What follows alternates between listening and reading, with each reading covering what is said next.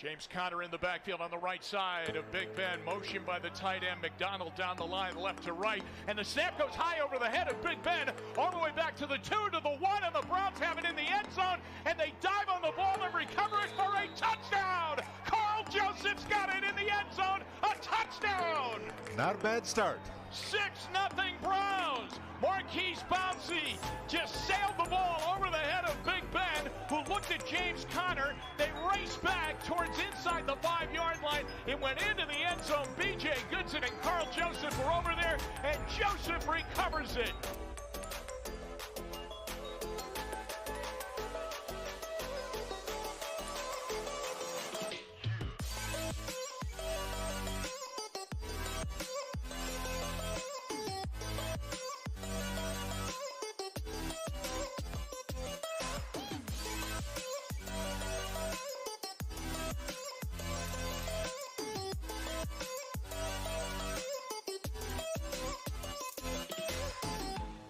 Calling signals, takes the snap, gives it, Chubb runs, dips his shoulders, he's to the 40, 35, he's to the 30, cut back 25, he's to the 15, 10, 5, touchdown! Nick Chubb, he's over 1,000, and the Browns lead 6-9.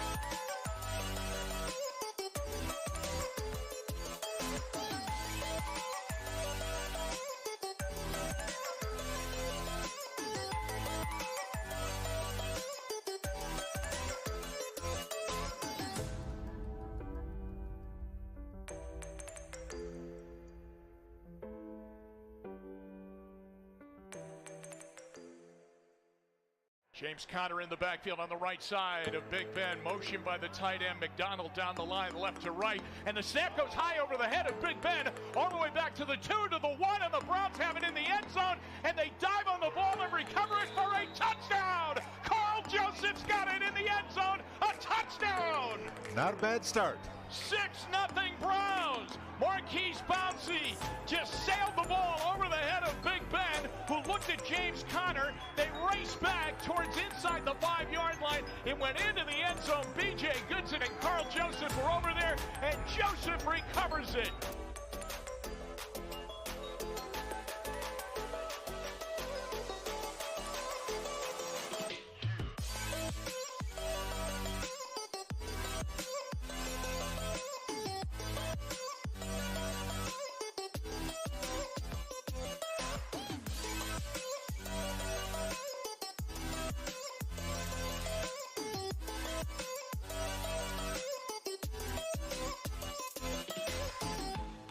Calling signals, takes the snap, gives it, Chubb runs, dips his shoulders, he's to the 40, 35, he's to the 30, cut back 25, he's to the 15, 10, 5, touchdown! Nick Chubb, he's over 1,000, and the Browns lead 6-9.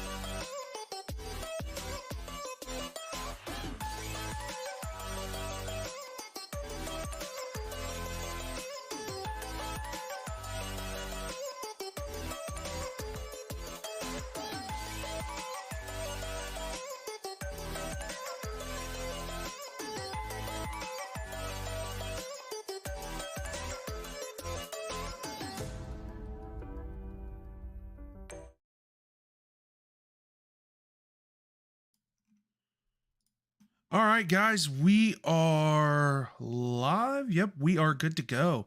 Everything is ready. Well, guys, listen, welcome into this edition of Load the Box Browns, brought to you by United Athletic Wear. When you Unified. Unified. Anytime you need any athletic wear, go to Unified Athletic Wear.com. I kind of screwed that up. My bad, guys. But obviously, my name is Chris Baxitas. That is not Eric Mienko. Eric Mienko is busy. He's doing some family stuff. So I had to call in the big guns tonight. I had to go ahead and call in one Jordan Hawthorne, the man who started it all from Load the Box Vikings, the guy who started this whole thing. We wouldn't even be doing this if it wasn't for Jordan. So I asked him to fill in for Mienko. Minko's already in here. He said I'm busy, but he's still 1A though. And that's, you know what, I respect that. So welcome in here, Jordan. Thank you for coming in.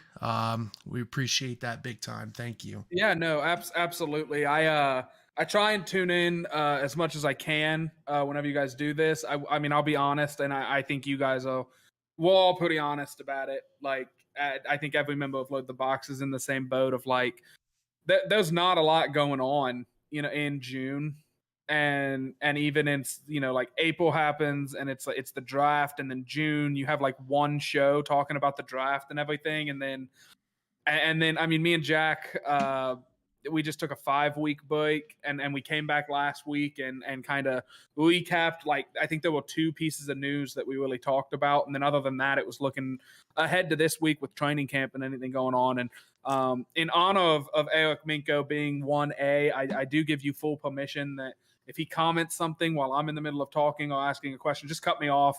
Just like I should have had you prepare like a little like a little nuclear alarm bell to say like, oh no, Mienko said something. Like, Minko's in the chat, and this is still Minko's show. But no, I'm happy to fill in and come on. It's always fun coming on here, and it's always fun having you on our show. And I love talking with you, man.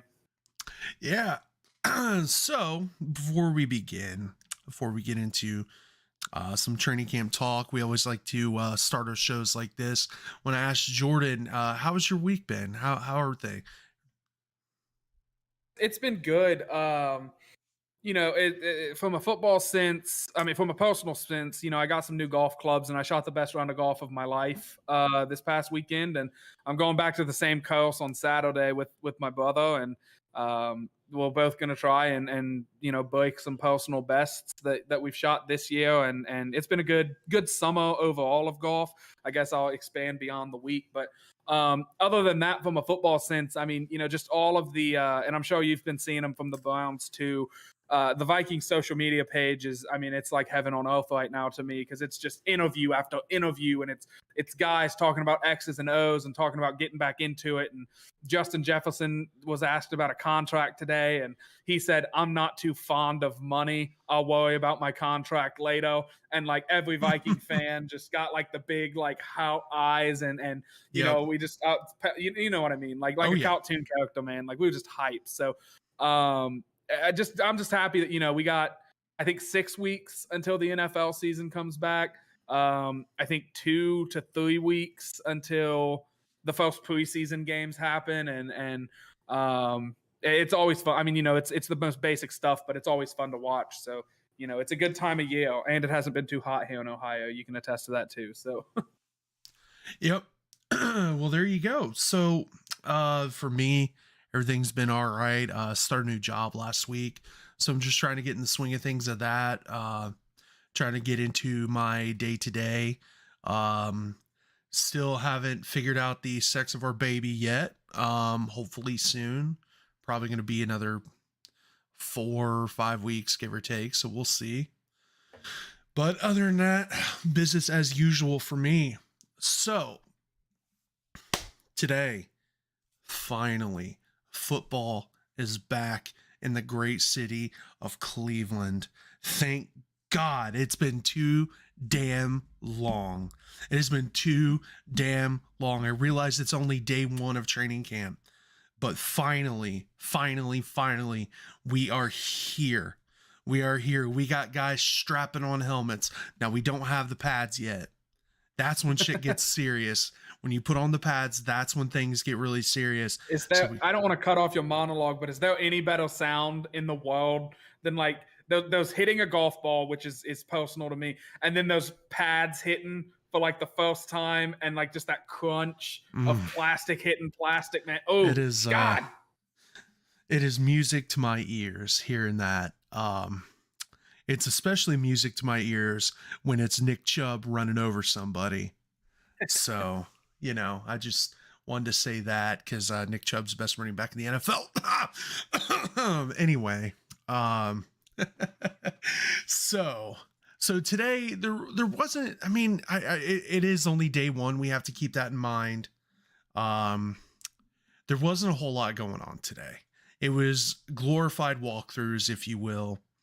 I mean, everybody's just trying to get into the swing of things, which I think is pretty understandable at this point. You know, everybody's still trying to learn everything. So right now, there's still no decision on the Deshaun Watson suspension. Will he or won't he?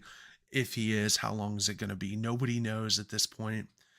Sue Robinson is taking her dear sweet time. So it's one of those, we don't know. We don't know if how long he's going to be suspended, and it's kind of it's pretty. I don't want to say it's ridiculous, because like I get it. You know, these things are going to take time, and I'm glad that she's taking her time because she's mulling through all the evidence that was brought up. So I'm okay with that. We just need to know something soon, because like we got to prepare. We have to absolutely prepare. So Eric Mienko actually says training camp live in person, that and hearing how loud it is, that's real special. And his wife Angie says it's music to Eric's ears to hear our son tell everyone that he's going to get training, that he's going to training camp and he's going to get autographs. That's how you know you're raising your kids right. That's how you know. Every time my daughter sees football on, no matter who it is, if she can see just like a random football clip, and it could be the Patriots and Chiefs, she always just says, "Go Browns," and she starts barking. So, but some transaction news today. So they placed Jack Conklin on the PUP list, which was expected. Javen Wims is on the non-football illness, as well as Sheldon Day, and Sheldon Day is on the non-football injury list, and so is Anthony Walker. So they're just easing them back in. We knew Jack Conklin was not going to be on there since he suffered that gruesome injury last year. He was not able to be healthy at all last year, and it was a real shame to see a good player like that go down and not play a whole lot. So they're easing him back, which is what we want. We want him to take his dear sweet time with everything. So that's what we're dealing with right now. So also we know that today they kind of showed a couple of formations with, get this, what we've all wanted to see, Kareem Hunt and Nick Chubb both in the backfield. Which is, see, I just got chills. I just got wishbone? chills. It's I mean, you could call it the wishbone. I mean, it's just nice to see both of them in the backfield at the same time, because you don't know who the ball's going to, because both of those guys are dangerous. Nick Chubb is very, very, very underrated in the passing game. And I'll tell you, how I know that is, all you have to do is go look at the 2018 game against Cincinnati, where Baker threw that fade to Nick Chubb and he caught it behind a Bengals defender for a touchdown. Man has hands of gold. And of course, I just have to shout out your chat putting chunt Hey, that's what the Pax and formation is Jordan. called. That's what it's called, chunt. That's terrible. That's That just sounds disgusting. you know what? It does sound disgusting, but I'm here for it. Okay, I'm absolutely here for it. So Disgusting to see from a defensive side of the ball. I'll tell you that much. it definitely is, because you don't know who's going, you don't know who it's going to, and that's what's great. I'm gonna say another thing. So the Browns had said that this offseason that even though they drafted Jerome Ford out of Cincinnati at the running back position, they were going to have Demetric Felton still at running back, which means there are 5 running backs in that room, which is pretty ridiculous. And 3 of them are starters in the NFL. No matter what team they go to, they are a starter, unless you go to like Tennessee or something. So everybody was asking, well, what are they going to do? What are they going to do? They said Demetric Felton is not going to play wide receiver at all. He did a little bit last year, but they said this year, no, he's going to stick to running back. Well, day 1 of training camp, where's he lining up? He's lining up at receiver, exactly where he should be. Because he's one of those guys, you get the ball in his hand, he's very elusive. He's a very, very, very elusive. And I can't wait to see him shine as a pass catcher in the NFL. Didn't quite work out last year like we wanted it to. A lot of things didn't work out last year. A lot of things didn't work out. But another thing, and I think everybody already knew this, but just for anyone who doesn't know, we obviously know one of the starting cornerbacks is Denzel Ward. The other one they have working is Greedy Williams. And they've got in the nickel, they've got Greg Newsome, but right behind Denzel is going to be Martin Emerson. So we were thinking, I didn't know if they were going to put Martin Emerson, which is a 3rd round pick. If you didn't know that, he was our top pick this year. I was kind of wondering if he was going to play actually opposite of Denzel, because they worked with him in minicamp like that, of him actually playing opposite of Denzel and having kind of Greedy kind of work his way in there. But they actually they've got Greg in the nickelback, and they've got Greedy in the other corner position. Mienko says, Didn't Denzel start on the PUP list as well? I did not see that. I was on the official Browns website. I did not see that. So I gotta ask about Greedy, because I remember watching the draft with Greedy Williams. Yeah. And I think I threw stuff whenever the Browns took him, because the Vikings had a chance to, and I really wanted Greedy Williams because I thought he was really, really good at LSU.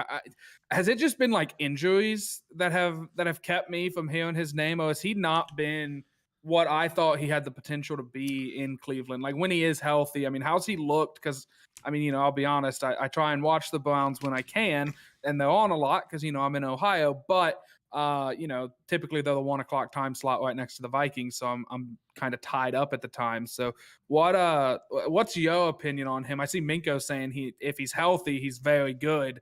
What's your take on him, and would you be happy if he did line up week 1? Okay, so my opinion on Greedy Williams is exactly what Mienko said. When he's healthy, he is great. He's a fantastic corner, and I think if healthy, he will have a very long career. So his rookie year, he was riddled with injuries. He just could not stay on the field. His second year in the league, he didn't actually play a game. He got hurt in training camp, and he missed it all. Last year I think he missed only a few games. He played very well. He played very, very, very well. And it was nice to see kind of Greedy Williams come out of his shell finally. So this year, we're looking for the same thing out of him. He's had a good off season so far. We just need to come out of this training camp healthy, and I think Greedy will be just fine. But that's assuming he's healthy. But he is like, I can put that on my very long list of draft hits. I can put Greedy Williams in that. Like I can put him as like, yeah, look, injury is one thing, saying, look, we might need to get somebody in here to back him up to replace him because he just can't stay healthy. I understand that. But like, if he plays this season, you're expecting him to be a really good second corner for your defense. 100%. Even Mienko said it best that he's a very good number 2, and he could even be a number 1 on certain teams. Oh yeah, I see but that. He is literally the perfect match for Denzel. Mienko, I couldn't have said it any better myself. And that's the thing. This cornerback room, when healthy, is absolutely loaded. Because you have to look behind, who do you have behind there or playing in the nickel? Well, only our first round pick from last year, Greg Newsome the second, who played very well last year. He played very, very well. And then Martin Emerson has looked good so far this offseason. Now it's just the offseason. It's just the offseason, but damn, he is coming along great. And don't even get me started about the safety position, okay? Because we got my man John Johnson the third back there, okay? And then you got the guy who I am the most hyped for in this secondary, and that is my man number 22 on the field, but number 1 in our hearts. Actually, I'll say number 2 because Denzel Ward is number 1 in our hearts. Number 2 in our hearts, Grant Delpit. Grant Delpit, after missing his entire rookie year, last year came in on fire. This man exploded, and he has done nothing but hit the films, hit the weight room, and he has prepared this entire offseason to come back, and I am so excited to see him hit the field this year. He looks good. He looks great. Dare I say he looks like a Pro Bowler? We'll see. Time will tell, but this man, he's another LSU. Going to be good. He's another LSU guy, isn't he? Yes, he is. He is another LSU guy. LSU just, I mean, what a university. Me and a buddy have declared ourselves LSU Tigers fans now. He's a Bengals fan and I'm a Justin Jefferson fan, even though I did not like that draft pick at the time. That's one of my that is one miss that counts as about 15 misses for me. I did not like guys it. Listen, I want to say this. I was with Jordan during that draft, the COVID draft, if you will, when the Vikings took Justin Jefferson, and he was so mad that they didn't take Jerry Jeudy. It was hilarious. He was cussing and screaming. It wasn't Jerry Jeudy. Are you sure it wasn't? Yeah, because Jerry Jeudy I think he went 14 in that draft. And I want to say, I don't remember. It was Laviska Shenault. That's right. And he ended up going to Jacksonville. But I have to say, I was right, kind of. I'll give myself a little. I was right when I said Justin Jefferson was not the best receiver on his team. And he's still, out of the two, Jamar Chase and Justin Jefferson, Jamar Chase is better than him. He just is. Like, Jamar Chase he's going to be the best wide receiver in the NFL after this year. And I know that sucks because it's a Brown show and blah, blah, blah. But, like, I still maintain that I was right about that. I just didn't realize how good that LSU offense was. I mean, like, I knew they were, like, really good for a college offense. I didn't realize how they were going to translate to this level. But, no, LSU, Mienko said in the chat, LSU, OSU in a fight for DBU. I gotta give it to LSU though. Like, it's close. I mean, yeah, I would give it to LSU. There's some dogs in that secondary. I mean, you're naming that secondary, and I'm literally sitting here and I'm thinking about it from like a Madden player's perspective, and I'm just like, yeah, okay, oh, holy crap! Like, I mean, and it's the key thing is that I think everybody looks at the defense at this time and they say, like, yes, we have guys from last year that did good. We have guys that have been good historically. What the key is depth, I think, on defense, because defense is so dependent on like Myles Garrett staying healthy, or it's dependent on if you lose one DB, the whole secondary is in trouble now. And I mean, the depth that it seems like you guys have been able to accrue over the last couple of seasons is just outstanding. I will say, and I know you're excited about John Johnson and Grant Delpit's obviously that guy. I I'm really disappointed, and this is like old news, but like Jabril Peppers, rest in peace. I really thought he was going to be something special. You know what? The thing is, he is becoming that guy in New York. So I am happy for him. Yeah.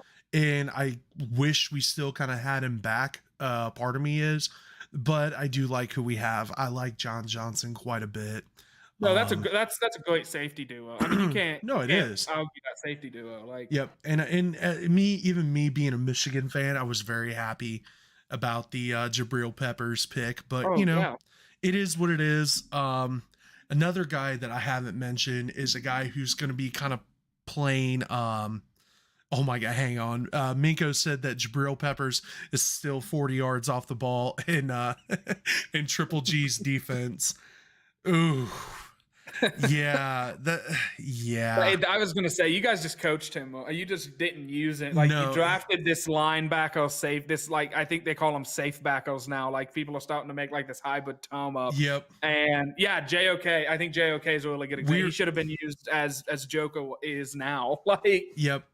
So I was gonna say another safety who we haven't talked about, who's kind of one of those guys that you throw him anywhere on the field, he will make a play, but he will also commit a 15-yard penalty at least once per game, and that's Ronnie Harrison.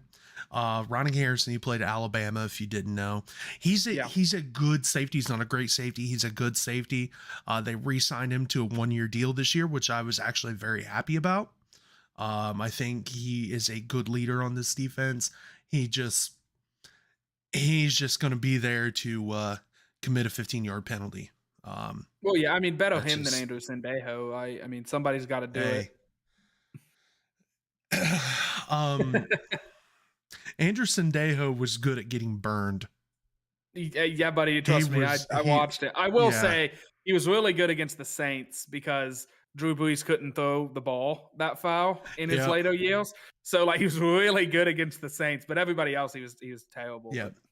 So you move down the list here, and Mienko already brought it up. We got Jeremiah Wusu-Koramoah at our weak side linebacker, and it's hard to get better than that. It's hard to get better than him. He had a fantastic rookie year, and he's only going to build off of that. I was with Jordan the day he got drafted, or no, it was the day before, or day before. I was there for the first round, and I was telling you that I said, watch out, the Browns are going to get him day 2, and sure as shit, they did.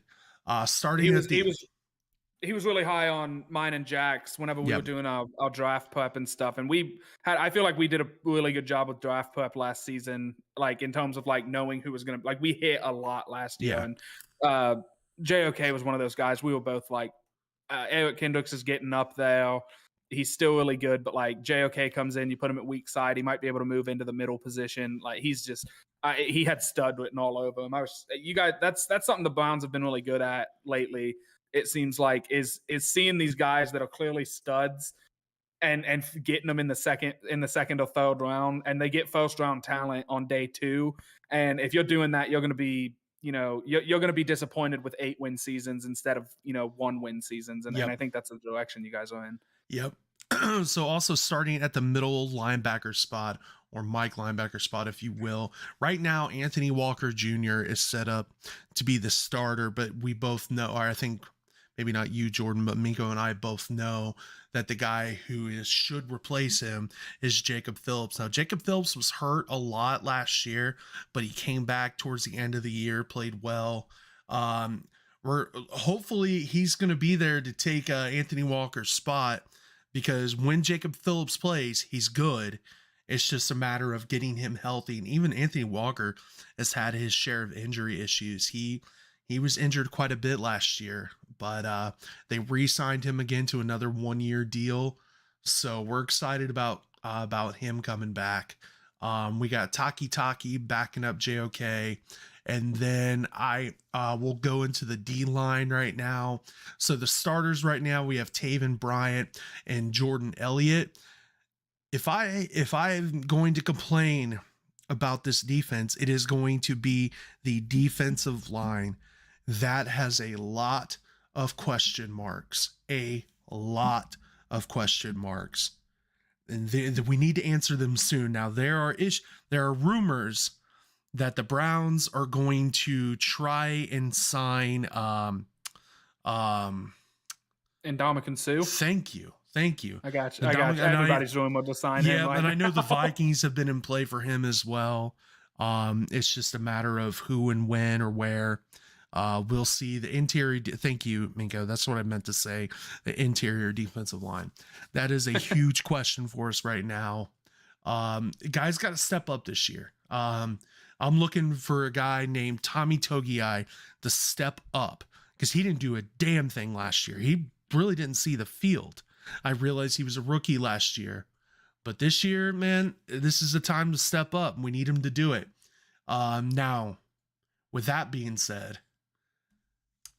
let's go ahead and take a walk to the edge. So right now, Mienko, we know our starters. We know we have Myles Garrett and Jadeveon Clowney. Chase Winovich is backing up Clowney. And right now they have, oh, you know what?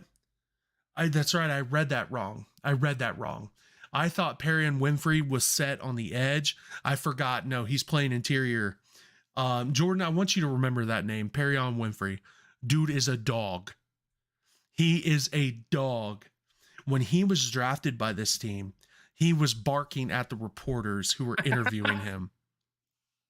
Okay, so he's one of those guys that like immediately got the Vikings Yes. drafted a cornerback this year, and he immediately was like, "If you get me to 10,000 followers on Twitter, I'm dyeing my hair purple and jumping in a Lake Minnetonka or Winnetonka, whatever the lakes are called up there." And like he did it. He showed up to training camp purple headed. Like he's just he's one of those guys. I get what you mean.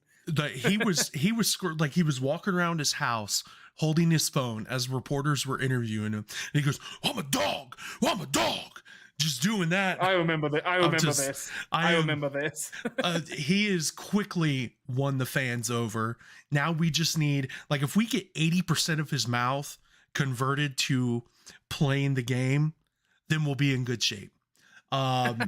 So Alex Wright is also behind Myles Garrett, Chase Winovich behind Jadeveon Clowney.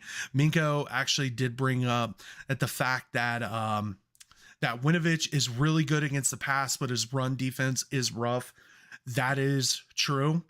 Hopefully that can get fixed. No, I want to bring up that like Winovich, I'm not going to say like he shouldn't fix it. He should fix it so that way he can become a better player and be all around and maybe take like, is Clowney on a 1-year deal? Did he sign another 1 year? He's on another so like 1 maybe year. Maybe he can take Clowney's spot next season if he can show up his run defense. But let's say he doesn't. Worst case scenario is he's just a good edge. I mean, the way your defense is set up, you get a team in a 3rd and 7 or a 3rd and 15. Like you put Garrett over an interior guy. You put Winovich on the edge. You got Clowney on the edge. Mm-hmm. You can go into those really. Like you're not gonna run the ball because you have to throw it to get the first down. We're coming, and you can really pin those ears back, and I think that's where Winovich really has to. There are some guys like that on the Vikings that'll 3rd down superstars that they wait and they get pushed around in the run game and teams run all over us. But the second we make a stand and we get them into 3rd down, those ears pin back, and all of a sudden it's a thing of beauty to see him come around the edge like a madman. Yep, I agree with you. So that's pretty much our rundown of the defense that we have right now. So I'd say, interior is the weakest spot of this defense, but it looks fucking good to me. Man, this defense looks like it's going to be at least bare minimum a top 10 defense. There are talks about bringing back Tak as well, and that would give us 5 really good edge players. I know Taki mainly plays like outside linebacker, but that he does kind of move from the edge to outside quite a bit. So and if we can get him on a good team friendly deal, I'm all about bringing back Sione Taki. I think that's going to do it for, Tak. He was not, my fault. I thought you were talking about Taki. You're talking about bringing back Takaris McKinley. Okay. Well, man, if he's healthy, I'm all about it. Because when he played last year, he actually did really well. I know he was a bust in Atlanta, but that's Atlanta. And he, before he blew out his Achilles last year, he played pretty damn well for us. So, It's crazy. It's crazy how these busts that you take high in the first round and you invest so much in them. You expect them to be, a Miles Garrett, and I'm gonna say Danielle Hunter. I'm not putting them on the same level. I'm just saying like a dominant pass rusher. And Danielle Hunter can't stay healthy, but that's a whole nother thing. But these guys that like they're your number one, and you build your defensive line around them, and that like on any play he's going to hold up against the run. Oh, he's going to get home and get the quarterback because they're just that good. And it's crazy what Takk McKinley can do. Now he's a 3. You know what I mean? Like whenever all of a sudden he can just be a rotational piece. He can just be guy number 2, and it's another situation where like now there's no pressure on him at all. And I'm not saying he cracked under the pressure. I'm just saying like. He's not expected to be Myles Garrett. You have Myles Garrett, and that can make a world of difference for pass rushers. Exactly. So, so there we kind of go about our Browns defense. So I mean it's looking good. I did forget to mention this is that the team did practice indoors today. The team practiced indoors, so our man Cade York, one kicker out of, who would have guessed it, LSU, was apparently nailing balls inside those goalposts that are a little bit smaller than what they are outdoors. And one reporter said that it looked like he nailed one from 60 plus.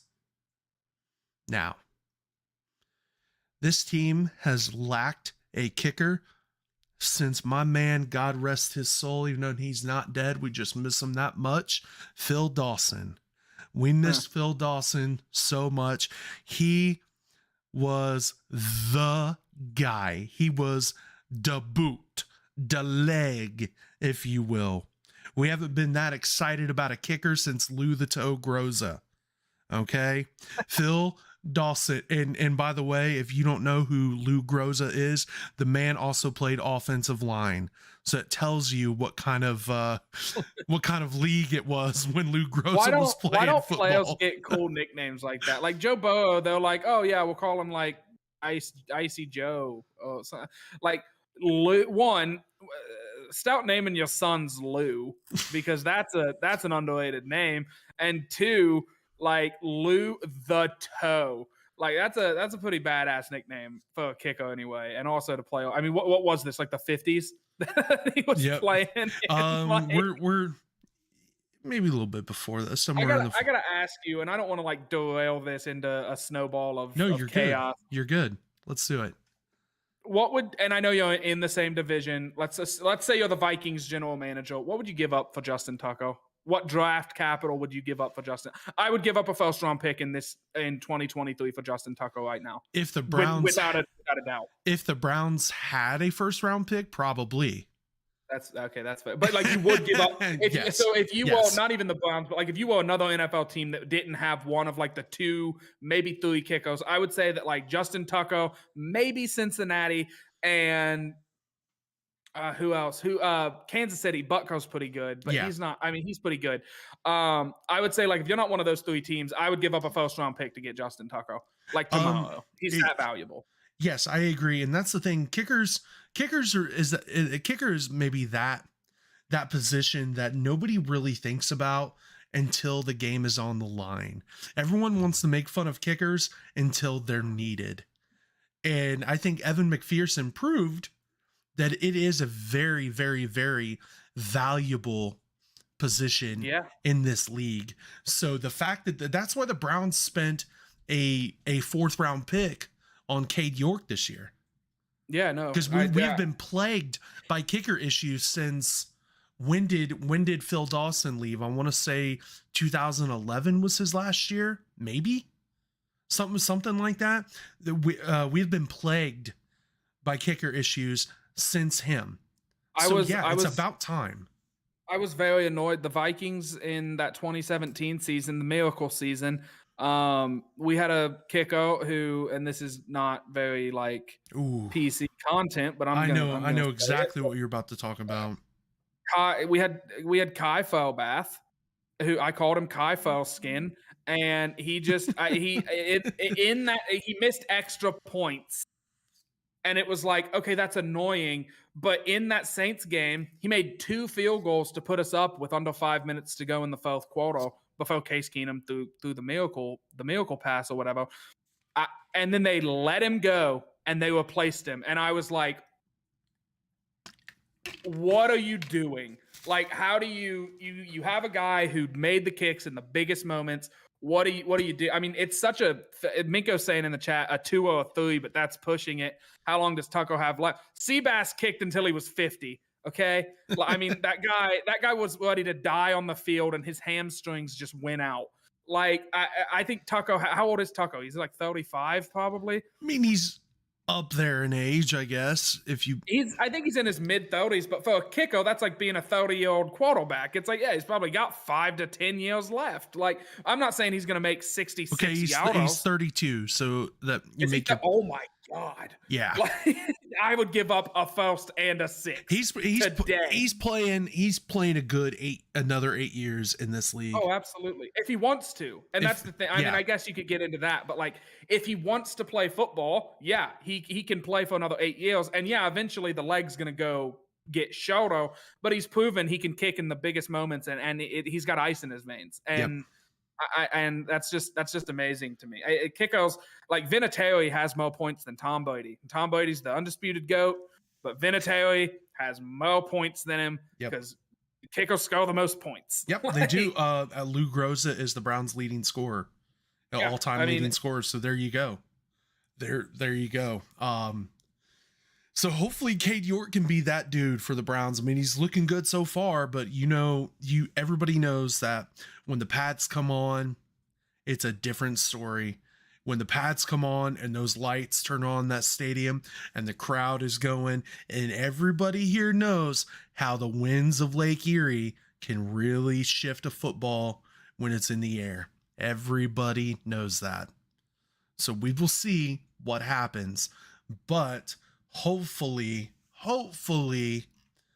Cade York can be that guy that we all want him to be. He has already reached out to Phil Dawson, and Phil Dawson is training him on how to kick in the most beautiful stadium in the world, First Energy Stadium.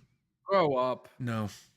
Seen US Bank Stadium. It has a Viking ship attached to it. That's and great. A Galahone. We have Lake Erie.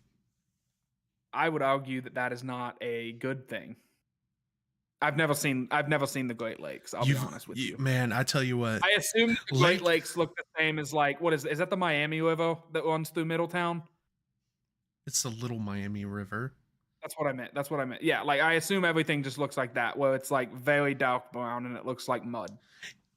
It might be a little it might be a little discolored. It's a little polluted. But you know what? It is beautiful. And seeing that stadium on the shores of Lake Erie, it don't get no better than that. When I was in Cleveland in 2020 for a funeral of my yaya, which is Greek for grandma, I was sad, obviously, for the reason being up there. But we went and drove around Cleveland. This was during the heart of COVID, so nothing was open. And I took my wife. I took her to go see the Jake. I took her to see the Q. And then I turned down Al Lerner Way. And there she was. First Energy Stadium. And I'm not kidding. I started crying when I saw the stadium. It is the most beautiful place. And when I die, I'm gonna be cremated, and that's where I want my ashes to go. Mienko, it is still the Jake to me. It will always be the Jake to me. We are not going to argue about this. You know who's got a really ugly stadium, in my opinion? Oh God, who? The Cincinnati Bengals. Oh yeah, it's fuck ugly. Their stadium, I think, it is like, I'm trying to it's like a 2002 Mustang, in that like it looked good for the time. It looks very dated now. Like and it's not like the Viking Stadium looks really good now, but I feel like you either have to have old school stadium that has rich history, or you have to have like something unique. And like I like the Viking Stadium because it's modern designed, it's pointy, it's jagged, it probably kills 32,000 birds a year. I was gonna say something. But like I think that like how old is the Brown Stadium? When was it like when was it built, but like when it was completed in 99. Okay, then they might also. I don't really know what the Brown Stadium looks like off the top of my head. I drove past the Bengals Stadium a lot, and I've seen it a lot going to Reds games. It's an ugly stadium. The Browns are in talks of getting a new stadium. I will say that they are talking about it. The Bengals are going to rename Paul Brown. Are they really? They are talking. They have to find money to pay Joe Burrow. It's being reported they're already like scraping the bottom of the barrel to like gather up corn. They're like reaching in the bottom of the couch to get nickels and dimes and everything. And so they're going to probably sell the naming rights and go from Paul Brown. They'll sell it. It'll be like Great American Stadium or something. And they'll get a couple $100 million like Heinz Field just got to be in show or whatever the hell it is. That stadium and that's how they're going to pay Joe Burrow. It's crazy. Mienko said they're looking for a sponsor for it. It's insane to me. Yep. Now, fun fact, you bring that up. I actually drove past Paul Brown today on my way. I had to do some work in Northern Kentucky. So I drove past Paul Brown Stadium, and it's always a tradition for me. When I drive past the stadium, I always give it a middle finger. And I did today while laughing because I saw the Bengals the Bengals training camp area, which is literally just they're building a new one. Oh my God! Finally, they are finally. They're getting the only team in the NFL who doesn't have an actual practice facility. They just have two rinky-dink fields next to the stadium, and I've never seen training camp down there because I have zero desire to see any Bengals players except when they play the Browns. But I drove past it and I just couldn't help but laugh. I just couldn't help but just laugh. And I remember going to a Reds game one year with my dad when training camp was starting, and there went the Bengals in cleats and pads walking across the street. And I was like, they want cop cars. They want barricade.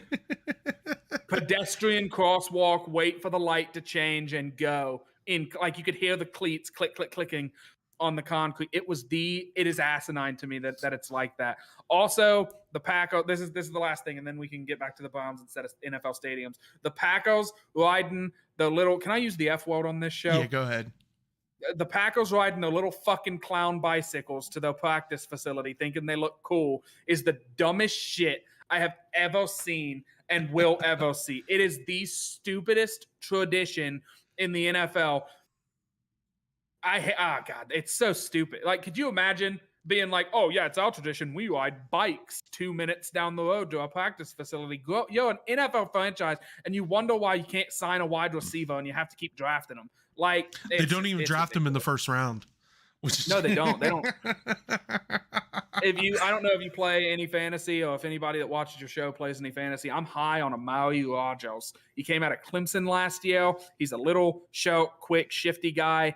And I think he's going to have a big year this year for Green Bay because Aaron Rodgers needs somebody, and I think he's going to be the guy. I think he's going to emerge. There you go. Anyway. Mienko also said that the fact that the Bengals celebrated selling out season tickets is something that still amazes him, and they have a terrible fan base and a terrible stadium. I 100% agree. I still think that they are probably the worst fan base in the NFL. And I took a lot of hell last year saying that, especially since, everybody knows I'm in the Cincinnati area. So I'm surrounded by idiots, surrounded by dumbass Bengals fans who don't know what they're talking about. I'm surrounded by them who they just gave up on the team and then they got good. I'm like, oh my God, I'm the biggest Bengals fan in the world. Shut the hell up. Until you go through 1-31, shut up. That's a reason to give up your fandom. Is 1-31. It is. But yet I'm still here. We won 3 games because we drafted a quarterback number 1 and he blew his knee out.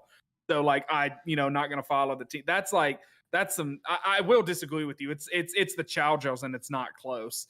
Every Chargers game is a home game for the opposing team. Every Chargers home game is an away. They play 17 away games. There's no question in my mind. Like it's terrible.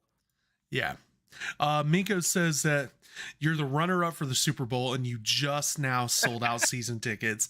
And he said, Jordan, the Browns fans have had to wait 2 years for season tickets. So there you go. No, I know. I'm not saying that the Bengals have a good fan base. I don't think they do. And I know good Bengals fans. I got whatever. I know good Bengals fans as well. Yeah, no, I know like too. they have loyal fans. And we live in Cincinnati. There's no. If you lived in LA, you'd meet a Chargers fan. If you lived in San Diego, you'd meet Chargers. You'd probably meet more of them. But like, I just have to like. It has to be the Chargers. Like, you go to a Bengals game, and they'll usually like there are more Bengals fans than there are opposition fans, unless they're playing like the Browns. In which case, the Browns fans might invade. Oh, like Pittsburgh, because Pittsburgh fans are like insane. They travel. I don't understand how they travel. They travel. I'll give them that. I hate Pittsburgh as well because they beat us. We were, I think, 8-0 or 7-0 in 2009, and they were the team that beat us for the first time. And I was like, and I haven't liked them since. They've been one of those teams I can't stand ever since. Yeah, my corporate office is in Pittsburgh, and there's a rumor that I might have to go up there to go get a new work vehicle at some point. And I was just like, man, I really don't want to do that because I hate that city. I hate that town. No desire to see it at all. I don't even like, I've been in Pittsburgh one time, and that was only because I flew into it, and I flew into it just to fly out of it. And I walked around the airport, and that was enough for me. I was like, this is the worst city in the world. It's a godforsaken city. And you know what? If you live there, that sucks. Move. It really Move. So I know somebody that lives in Pittsburgh. I graduated high school with them. She's Delaney's cousin. And she lives there. She went to college out there, and now she lives out there, and she like loves it. But I think that's just because she grew up in Madison and she doesn't know what city life is like. Like, I don't think I think that if she went to like a better city, she would enjoy that city a lot more. Because I just don't I don't like Pittsburgh. I think it's an ugly city. It's always gray to me. I just have to say, Eric Mienko said that the Jags are a bottom 3 fan base. Not in England, buddy. That is England's team. That is England's team. Old chap. Oh, that's good. Let's get to the offense. Who's playing quarterback for you? Oh God, isn't that the $1 million question? Well, we hope Watson. That's what we hope. We hope it's Watson for the majority of the season. Who knows? I mean, it's rumored that he's going to get anywhere from 0 games to 5 years at this point. So nobody actually knows. If it's not him, everybody knows it's definitely going to be Jacoby Brissett. And I'm okay with that. He's a serviceable quarterback. He's a decent starter. I mean, he's a decent starting quarterback. He's okay. He's not a full-time starter, but he is a great backup quarterback. We know who's backing him up, and it is a battle for the third quarterback between Josh Dobbs and Chosen Rosen, which is really weird to say. Have you seen his Twitter profile? His profile picture is from draft night where he got drafted to the Cardinals. His banner is of him in a Dolphins jersey, and his bio says quarterback for the Atlanta Falcons. He plays for the Browns. He's been on a journey. We're also forgetting that he was on the practice squad of the Buccaneers. I forgot. Did he get a ring? I'm nearly was that positive. last year? No, he was on the Falcons last year. Yeah. Holy crap. Josh Rosen got a Super Bowl ring. Josh Rosen is a Super Bowl champion, ladies and gentlemen. End up in a pawn shop. Plughouse says Ronaldo better. I don't know what that means, but thank you. I think he saw that this was a football show and he got confused. Well, no, we're talking about real football over here. I'm just kidding. I'm just kidding with you. We're talking about American football. But I'm sure Ronaldo is probably a better quarterback than Josh Rosen. I honestly, and this is like, I don't think I ever said this on my show. Like, the Vikings were like not rumored, but the fan base was like trying to stir something up to get Josh Rosen in the building.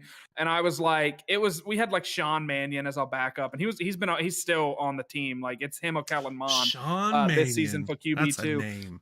It is. That is a backup quarterback name. You know what the ultimate backup quarterback's name is? You ready for this? Buddy. Brooks Bollinger. No, that's a Jaguars quarterback's name, because that was a Vikings quarterback. No. I understand. I'm just saying, like, the Jags. He should have played quarterback for the Jags, because the English blokes would have loved saying it's Brooks Bollinger lining up under center.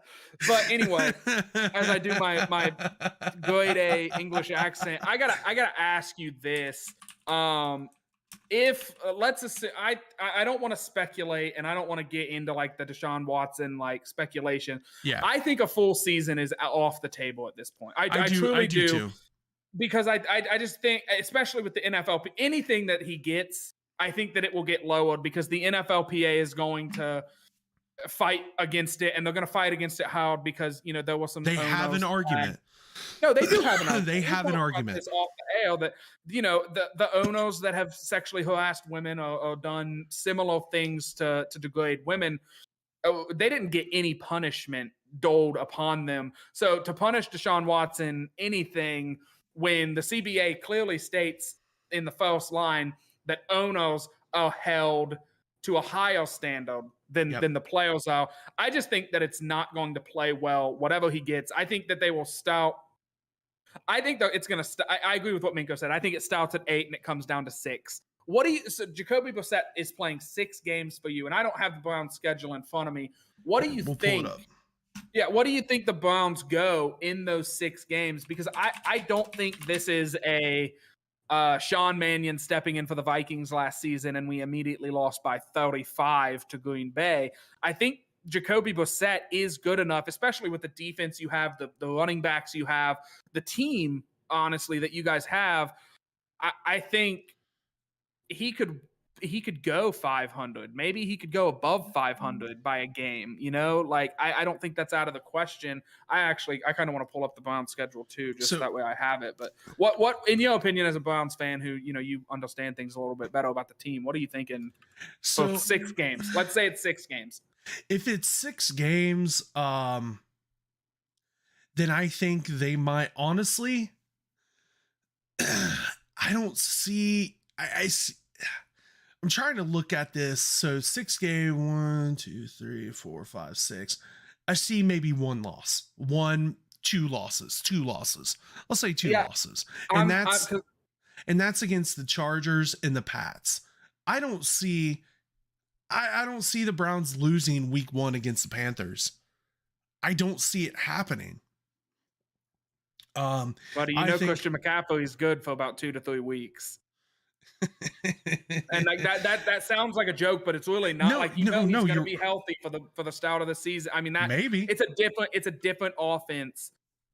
Well, he typically does. He makes it to the season and then he plays about a month and then he goes down and the team falls apart. But that's the thing. Maybe he gets hurt in training camp. We don't know.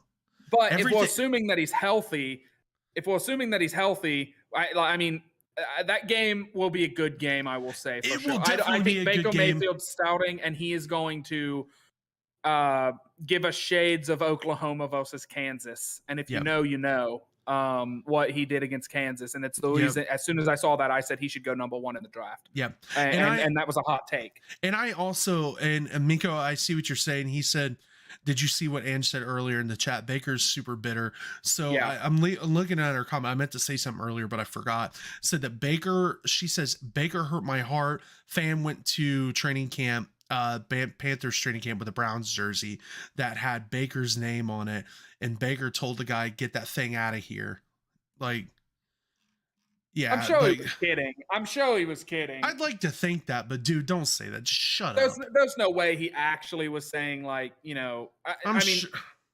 I get it because when we traded Stephon Diggs, like everyone was acting like, him and Kirk Cousins were arch nemesis, and he was like, talking about how good his relationship was. It's like seeing your ex-girlfriend, happy in a new relationship, and sees a picture of sees a remnant of his old relationship and says like, get that out of here. Like, But maybe like, it I was don't need no, but it was a fan still wearing Baker's merch. Like it just shows that they're a fan wearing still Baker Mayfield's name on it. So yeah, get over yourself. I think now would you have been okay with it if he would have been like, if you give me that jersey right now, I'll get you a jersey, a Carolina jersey instead. Like I'll replace it for you. 100%. Okay. 100%. That's a-okay. So right now we're looking at the first 6 games. So we have the Browns and Panthers week 1. Week 2, this could also be a loss, so it could be 3 losses.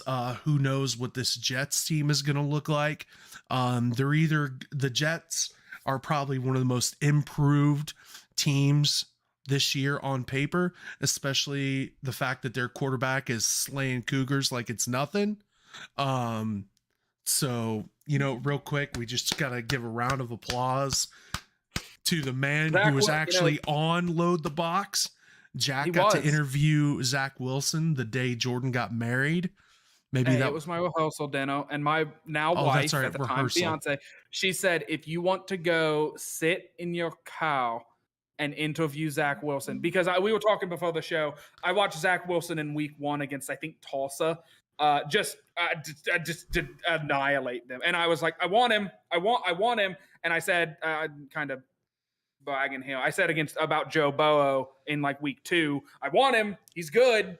This is all on film. You can go back in the archives and you can listen to me say I wanted these guys really early in the process, because it's not hard to evaluate good quarterbacks.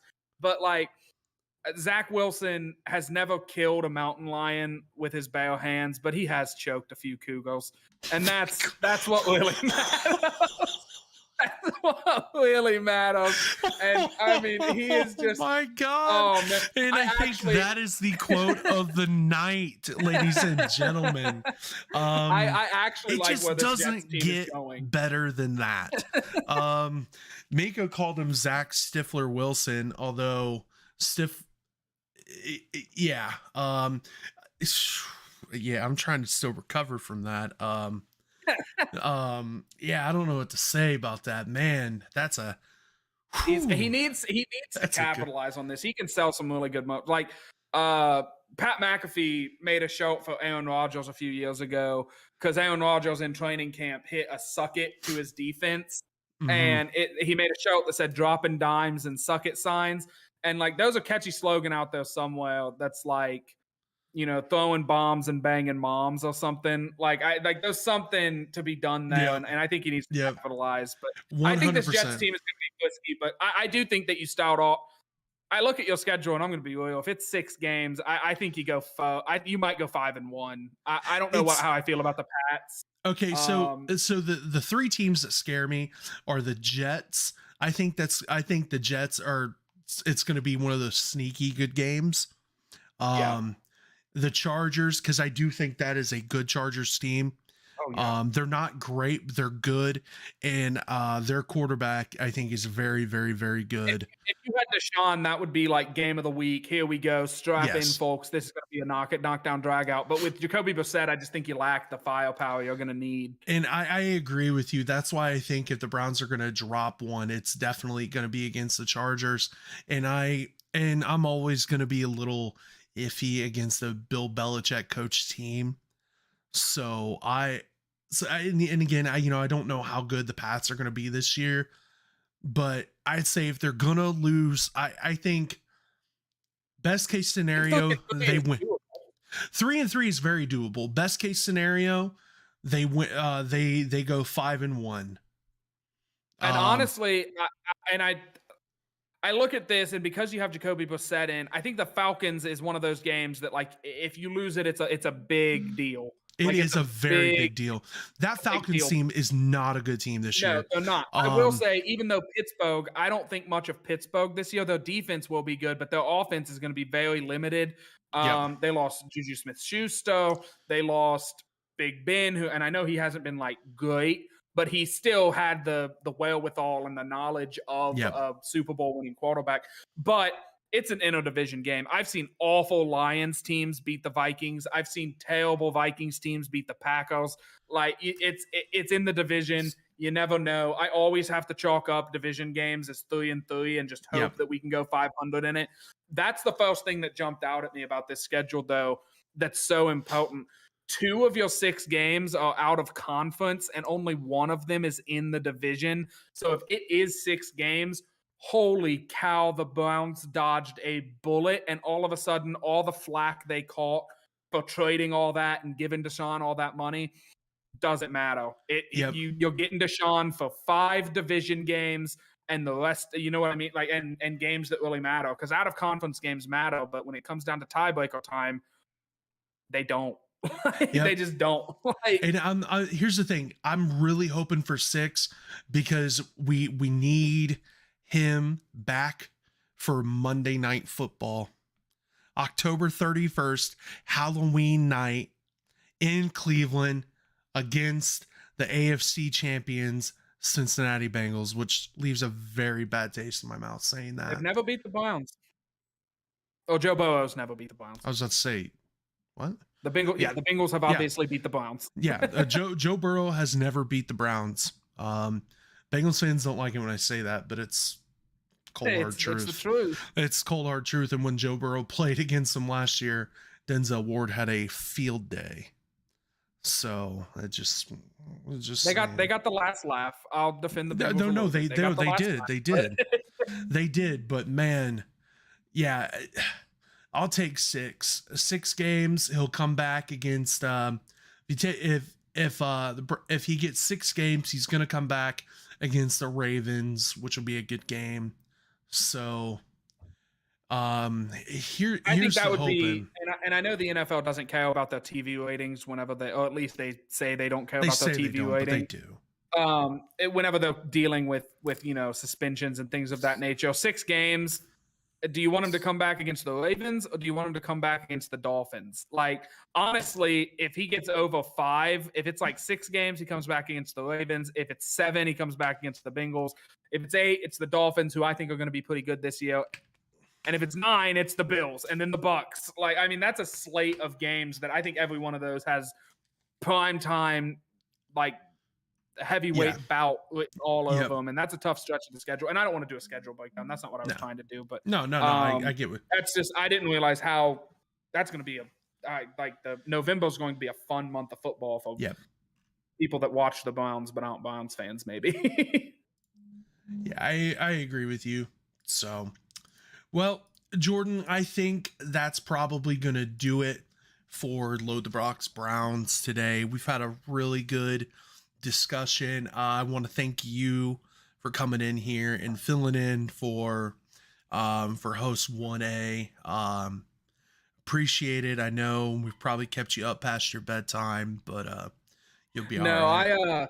I had a blast. I always have a blast. I mean, I'll pull the curtain back a little bit. Me and Chris talk probably 2 to 3 times a week. I typically give him a call on my way home from work, and this is the stuff that we talk about.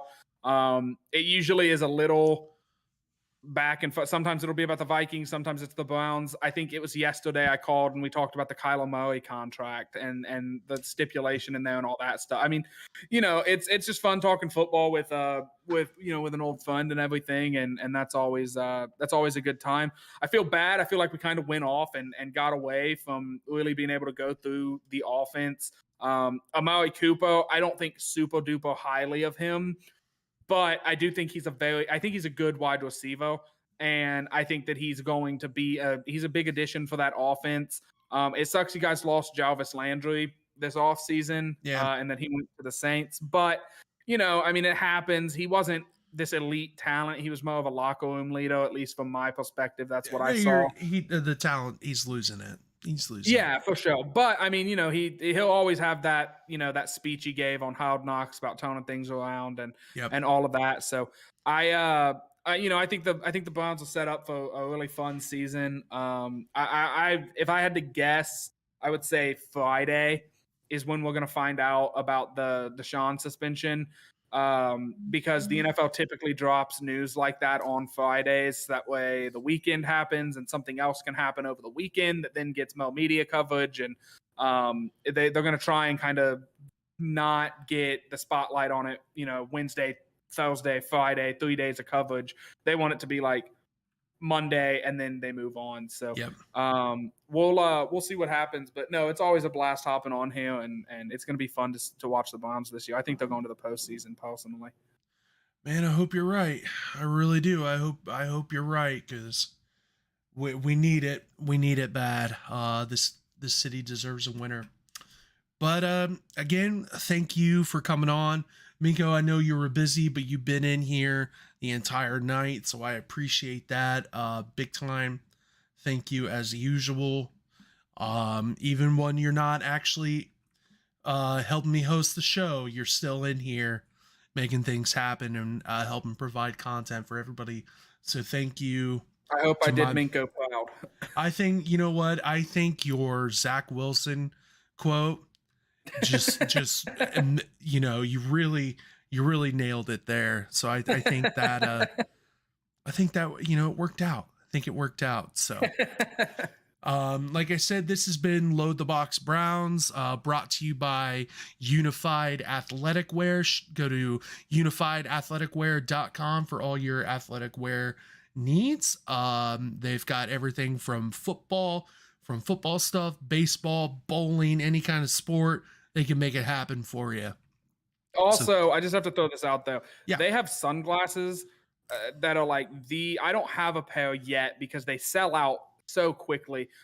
They are a very cool pair of sunglasses that you can get from them. And they it's not just like, hey, if you need softball jerseys, hit them up. It is like they make like athletic shirts. They make like whoa in the Ohio area, we can say like they make red stuff that you can like kind of wear and that allude to that. They have some really cool stuff on that website. I would definitely give it a look. If you're in the need for a pair of shorts to jog in the summer, or a pair of sunglasses to go golfing in, or whatever the case is. Yep, definitely. So with all that being said, that's Jordan Hawthorne. I'm Chris Paxitas. One to hell we always do. Here we go, Brownies. Here we go. Ooh, ooh.